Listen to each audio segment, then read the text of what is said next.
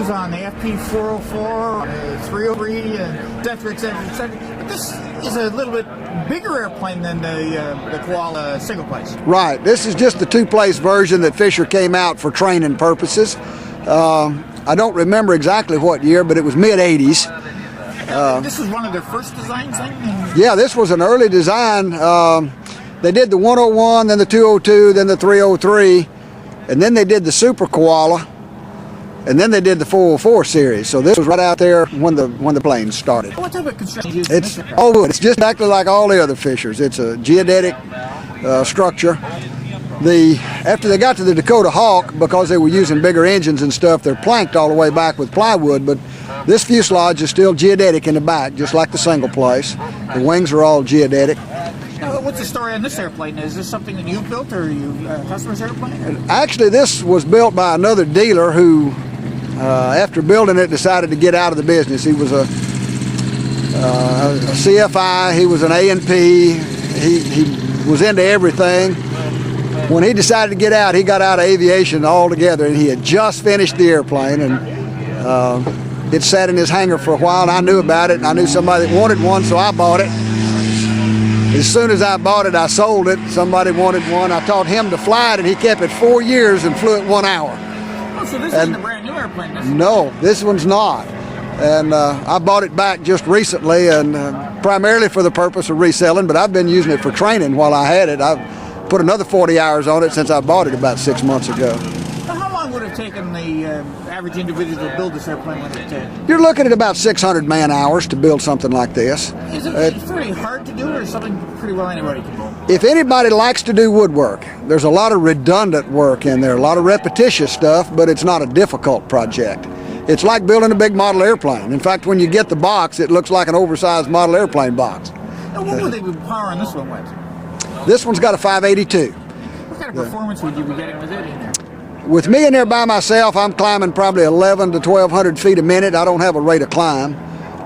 With two people in here, I'm climbing about 8, maybe 850, depending on the size of the person. Now, it looks like it's got a fairly roomy and wide cabin in there. It's about 34 inches inside.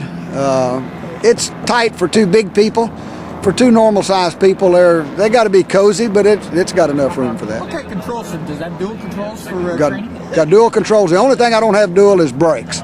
Have hydraulic brakes on it. I don't want a new student sticking it on its nose, so he learns without the brakes, and then he can move over to the other side, and I'll swap places with him. Now, how many of these do you think would be out there flying now? I really don't have any idea. I've owned 3 of these so far, and flown another 4 or 5 of them, but if I were going to guess, there's probably 200, maybe 300 of them out there.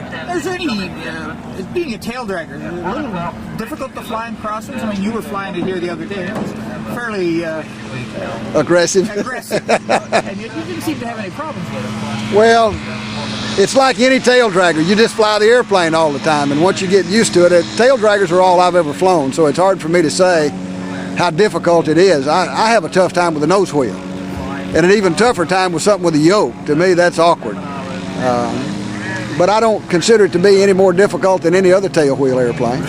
Now, this is equipped with flaps as well? Yes. I saw you flying the other day. You were actually flying backwards there for a... Well, I don't know that I actually got it to go backwards, but I slowed it down pretty slow a time or two. What would the stall speed come in at? Around 30, with me in there by myself, around 30 to 31, 32 maybe, depending on how much fuel, and with 2 people, it's up in the 35 range. Where are the fuel tanks in this? It only has one, has a header tank right here, and it's only got a 7-gallon tank. Of course, as a trainer, I'm allowed 10, but I don't have that in here. If somebody wanted to get more information on this aircraft or the other aircraft, because you actually build these for Fisher as well, or for yourself as a dealer? Yeah. Where would they get information for? House of Flight. If they want to get on the internet, I have a web page. If you'll email me at houseofflight.com at Yahoo, I'll be glad to give you the web page. You got a name and address and phone number? Sure. Mike Makepeace. If you don't know who I am, I'm in El Dorado, Arkansas. Phone number is 870-862-2842. Thank you very much, Mike. All righty. Have a good one.